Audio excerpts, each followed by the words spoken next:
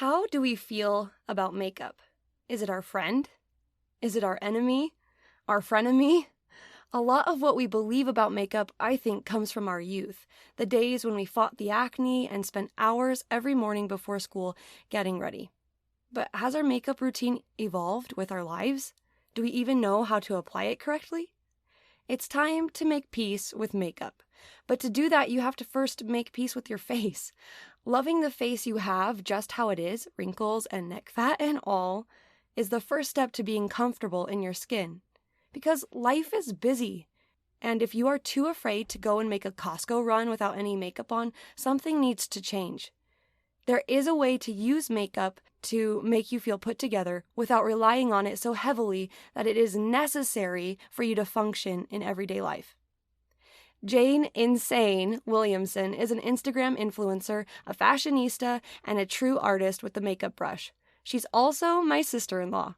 I've known Jane since she was a teen, and she has taken Instagram by storm. The thing that sets her apart from the rest is that she is so real. Yeah, she has photo shoots and looks so glamorous, but then you swipe left and see her falling over while trying to achieve that crazy pose.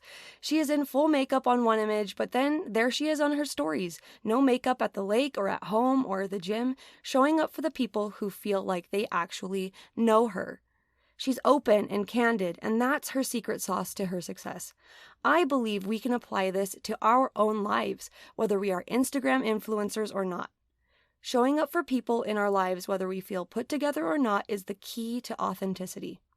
Finding the balance between putting makeup on our face and also feeling at peace if we don't have time for concealer is the way we walk with confidence. Dolled up or not, don't be afraid to show your real face. Hi, my name is Lindsay Clyde, and this is Learn, Live, Love Yourself, a podcast where self-discovery leads to self-lovery. Each episode, I am delivering fun, practical ways to peel back the layers of your life and tap into that deep down you. Changing your mind one challenge at a time, this podcast will get you loving yourself better every day. It's time to grow. Come learn, live, love yourself with me. Episode 21, Influencer Makeup in Real Life, an interview with Jane Insane Williamson. Jane, thanks so much for being here today. Yeah, thanks so much for having me. I'm so excited. We have been planning this. We have been on a family vacation up at Bear Lake in Utah, and we're like, okay, let's do it tomorrow. And then we are like busy and tired. We're like, okay, let's do it tomorrow. So we finally are actually sitting down for this, and I'm glad that we're getting it in. It's going to be awesome. Me too. Okay, so to start out, tell the listeners about yourself. Just give us a brief snapshot of your life. Like, where did you grow up, college, husband, baby, all that jazz. Yeah, so I grew up in New Jersey, and then my family moved to California while I was in high school. And then I went to BYU, Idaho for my undergrad, and that's where I met my husband, Chris. And we've now been married for a little over 3 years, and we just had a baby girl 7 months ago. Her name is Chloe. And now we're just living in Salt Lake, and yeah, just living the dream. That's awesome. Okay, so tell us about your business. Tell us about Jane Insane. How did that start, and where is it now? So a couple years ago, I decided I wanted to start a blog. I had a big passion with writing and photography, and so I just wanted to compile it into one. And so it's kind of started from my blog, and then it transitioned more so into Instagram. And and then it was more just Instagram influencing and fashion related. And yeah, so for the past few years, I've just been working on building an audience, posting cool poses, and just kind of finding my niche along the way and my voice. And yeah, it's been great. Honestly, I've loved it.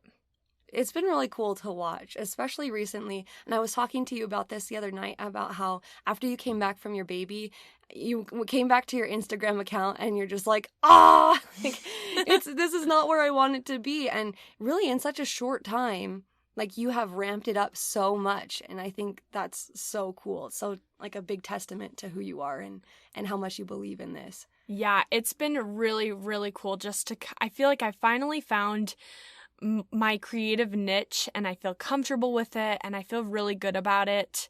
So yeah, I'm really liking the direction I'm heading. Me too. All right, so the reason why I brought you here today is because you are into makeup. Like you love researching things, you love using it and finding the best products.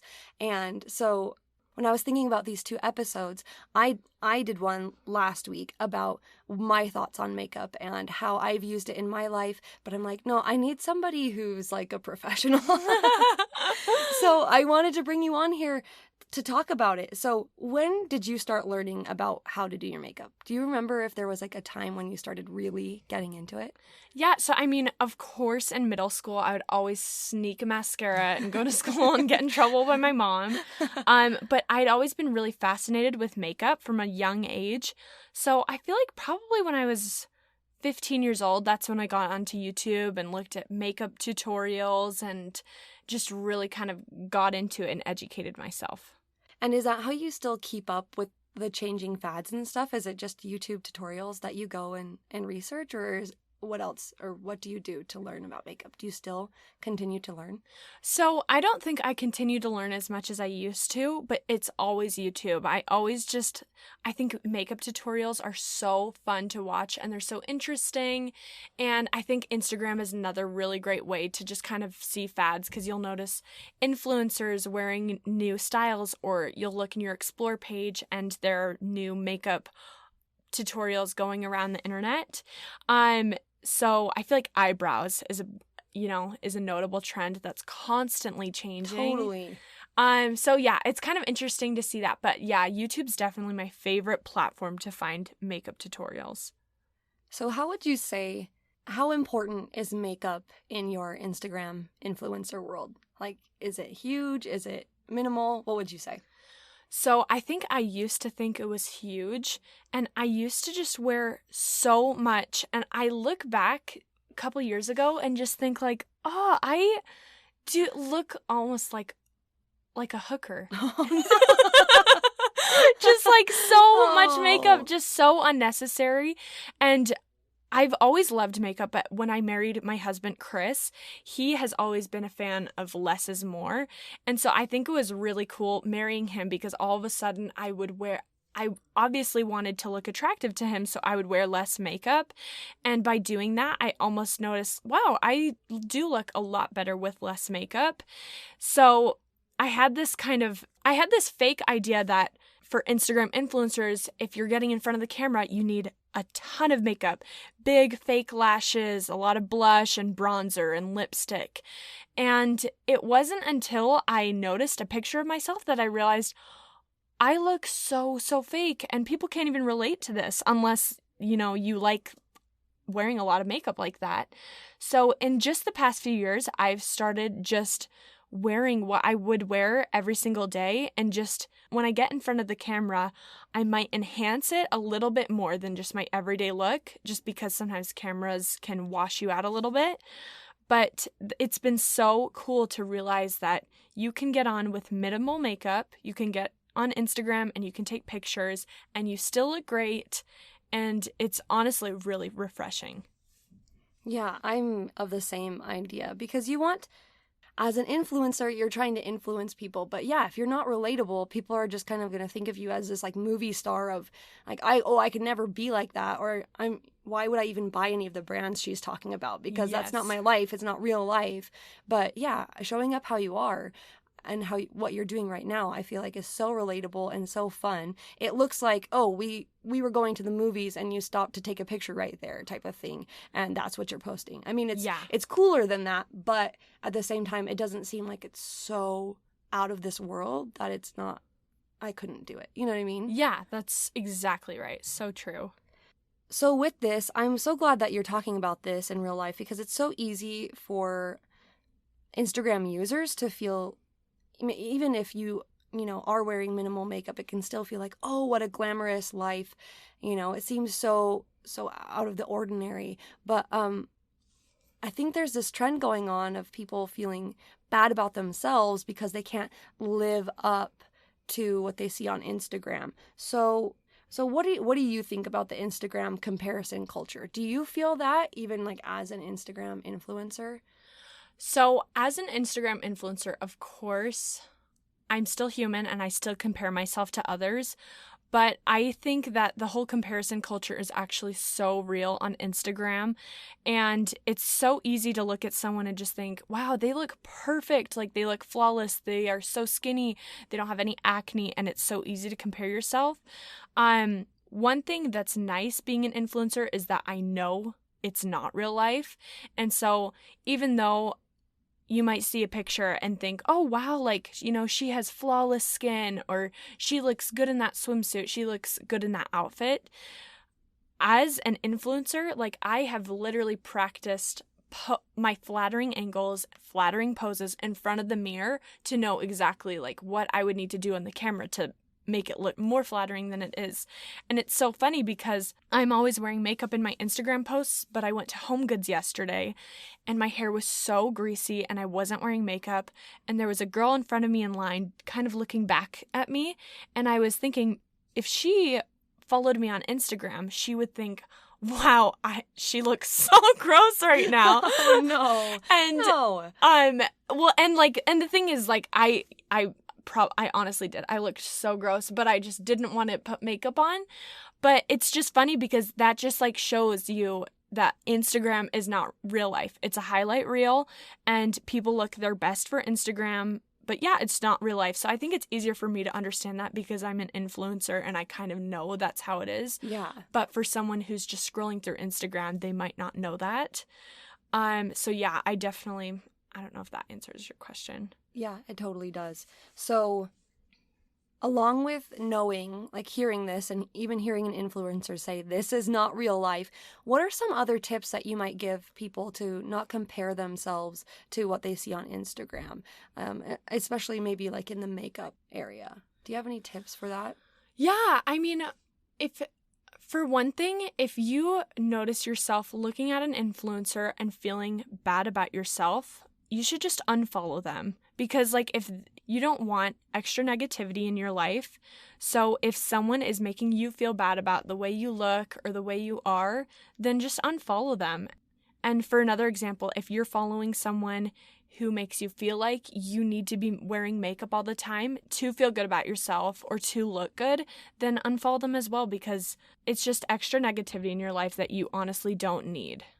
I totally agree. And I think sometimes it's so easy to just let those thoughts into our heads because we're used to them, or that is slowly creeped into our life, thinking like, oh, you know, maybe we don't even realize we're feeling bad or we just kind of know that we're kind of down after looking at Instagram.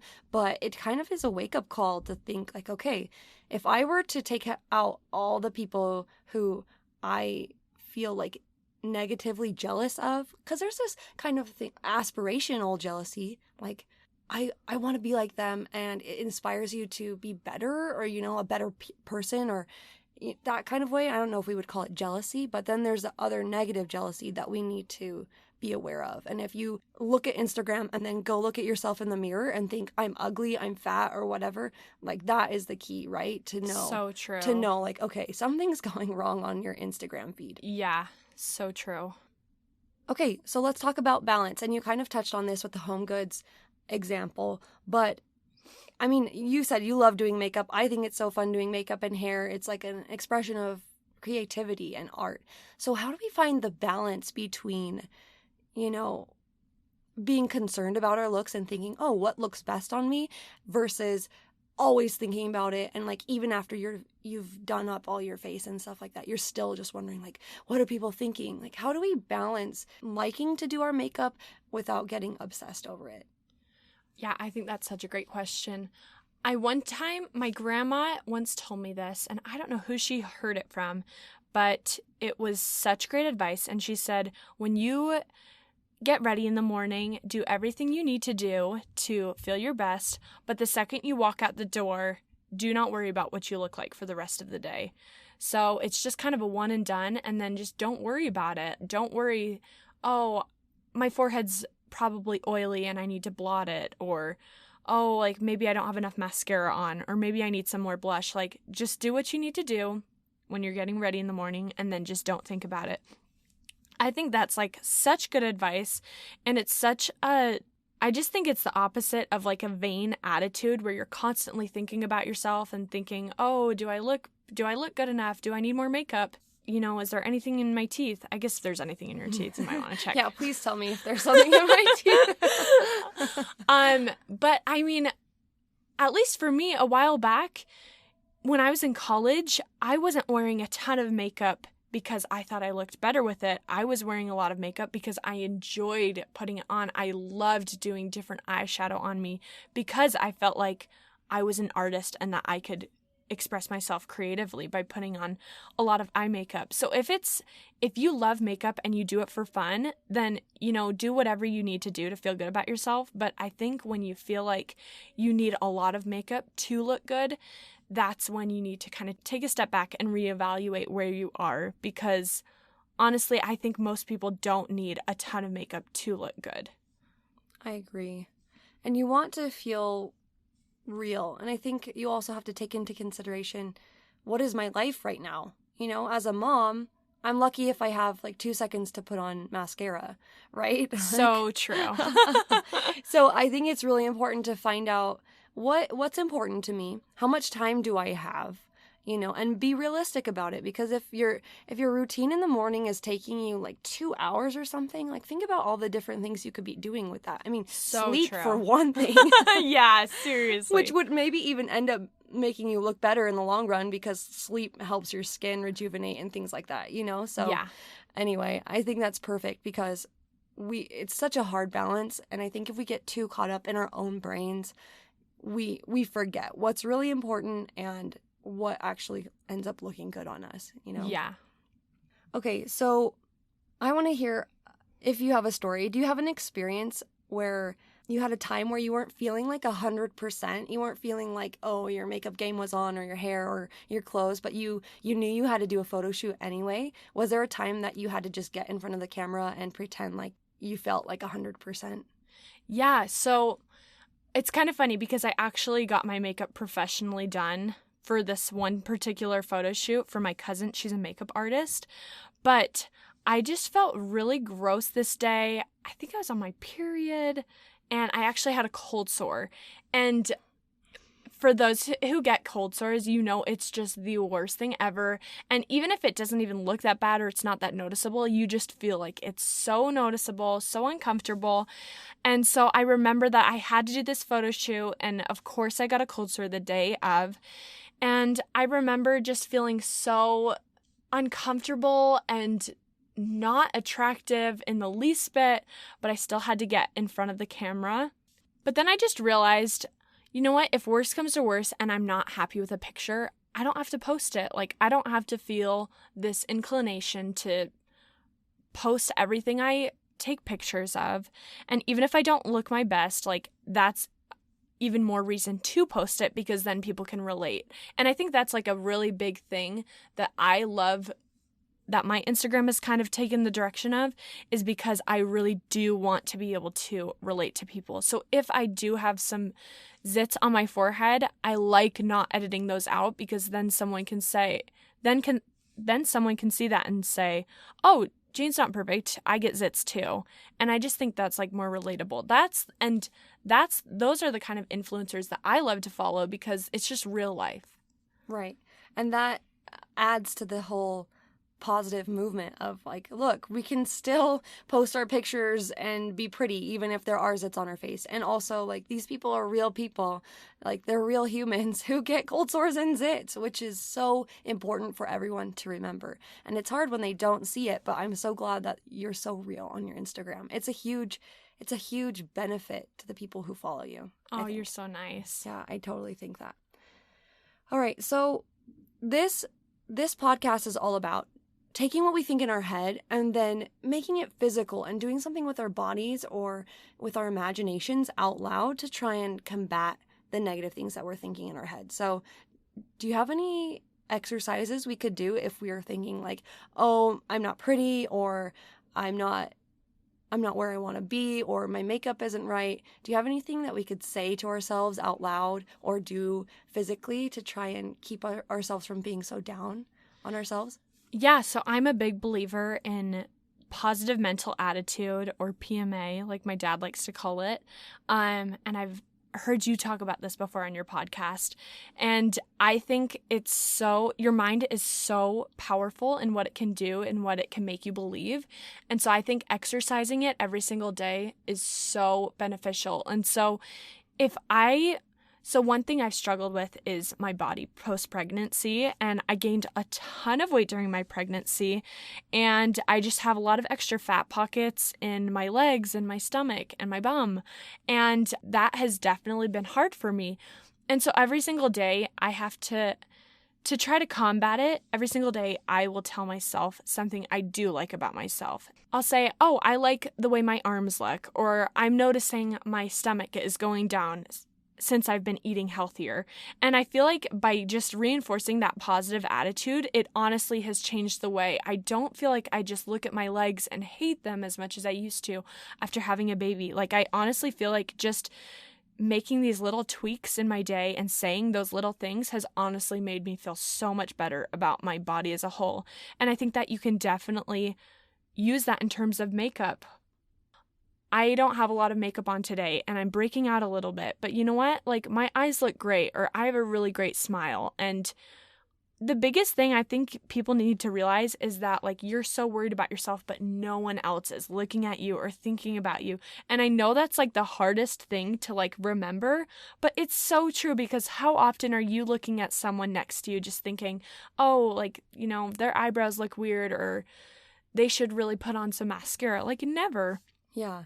So I think that's just like such a good thing to think about throughout the day. Perfect. It's like saying one thing that you love about yourself, at least one thing, which all of us can do, and also realizing it's not all about you. It's not all about me. Yeah, you know, like exactly. Everybody's thinking about themselves, and so we don't need to worry so much about what others are thinking about us. Awesome. Okay, so now that we've kind of talked about the internal stuff about makeup and being okay with how we look, I want to talk about the fun stuff, which is how can we use makeup to learn, live, and love ourselves better? So what is a good place to learn what kind of makeup is going to work best for me or for the listener? Like, where do we start? So I really like going to Sephora. You can actually get color matched for free, and they can, you can give them a foundation, or you can even go up to the Sephora counter and say, I'm kind of clueless to makeup. I don't know what color shade I am or what I need. And they can sit you down, and they have like this crazy device, and they can literally tell you exactly what skin shade you have and what colors would work best with your skin. And again, I really like going to YouTube for tutorials. You have to be careful with tutorials, because sometimes these YouTube influencers can go so glam, just to the point where it's so excessive, you don't need that much makeup. Yeah. But I really like watching them to take little things here and there to see, oh, I want to try that on me, and I want to try that on me. Because I think makeup is our friend. I think that makeup can be used to enhance our beauty, but there should be a fine line between what's too much and what's good for you. So I would definitely recommend going to Sephora or any makeup store. If you see someone walking at the store and they have really pretty eyebrows, I like kind of taking note if I see people around me throughout my day. If I notice someone has really pretty drawn eyebrows, I'll go up to them and just say, hey, like, sorry to bother you, but can I ask what eyebrow pencil you use? Like, it looks so good. And like, I honestly have learned a lot just from that. I mean, it's kind of scary and you kind of feel awkward, but most of the times, like, people will just be so flattered and they would love to tell you. Yeah. So I think that's a really fun starting point. I want to go. I've never done that at Sephora or like Ulta. I've never gone to do that. I kind of just stick to myself and try and figure it out myself. But I probably would save tons of time if I just asked a professional to help me, right? So true. That's perfect advice. Okay. So would you suggest the same for learning about like moisturizers, and you said foundations or skin matches, and then like eyeshadow, lipstick, blush, highlighter? You would just say like go to Sephora and ask them their opinion. Is that right? So yeah, Sephora, I mean, they're obviously going to try and upsell you on expensive stuff. Sure. So I don't think going to Sephora all of the time for like all of those basic needs are great. And that's where I like to Google, like, what are the best moisturizers for dry skin? Because I have no idea, but just from like the amount of reviews that are online, like I know I'm going to find something good. And that way I can kind of differentiate between price to find what's going to work good for my budget, but also be good for my skin. So I think Sephora and Google and YouTube are like your best options for research. So what are your thoughts in general about trends and things like that? Like you said, eyebrow trends. Should we be obsessed with like what is in for eyebrows right now? Or should we just kind of find out what works best for our faces and just leave it at that? Yeah, I say heck no. Forget the trends. Like, have you seen that eyebrow trend where it's literally like a squiggly line? No. It's so weird. I do not know why it's in style. It's so flippin' weird. I'm going to look this up now. Yeah, I think the eyebrow trends are definitely crazy. I mean, my biggest advice is as long as you are not overplucking your eyebrows, don't even worry about it, because that is just a time of the past, and hopefully it'll never be remembered again or come back into style. Yeah. But yeah, like whatever you feel good about in your eyebrows, like don't worry about there are so many crazy trends, and I just ignore them because most of the time I'm like, ew, that like doesn't even look good at all. So I think natural is better. A good tip is to look at the roots of your hair color, and that should be your eyebrow shade. And I have blonde hair, and I highlight it. I highlight my hair to be very platinum, but once my roots grow in, it's definitely like a darker shade. So I use that as my eyebrow shade, because sometimes you'll notice super blonde girls have black eyebrows, and it just doesn't look natural. And if you have like strawberry blonde hair, there's a lot of options for, more of reddish toned browns. Mm-hmm. So, but yeah, don't get too caught up in the trends, because honestly, sometimes it doesn't even look good at all. Yeah. The squiggly, like, what in the world? I know, who would thought of that? I know. It's like the runway people who are just like trying to do like obscene, crazy things. Yeah, so true. Do you have any other thoughts about like your own personal journey of coming to where you're at with makeup? Like, what would you want your daughter Chloe to know about makeup when she starts wearing it? Like, what would be the thing that you would hope she would just remember for all her life about makeup? I hope she wouldn't judge her worth or her beauty based on what she looks like with makeup, because I feel like I definitely did that growing up. And since I have very blonde features, I had really blonde eyebrows, really blonde eyelashes. People would make fun of me growing up because I just like didn't look like I had eyebrows. And I always just felt so much like, oh, I need makeup. Like, I will never leave the house if I don't have makeup on. And I feel like it honestly took me until just like a few years ago to be comfortable going to the grocery store without makeup. And I just hope, at least for my daughter, that she won't feel that way, that she will feel confident in her own skin, even if she doesn't have makeup on. And I hope she looks at makeup as a way to enhance her beauty instead of making her beauty. That is so powerful. I was like feeling all tingly when you said that. And little Chloe is just so sweet, and she's really blonde too. So I hope that, one, people don't make fun of her for not having eyebrows.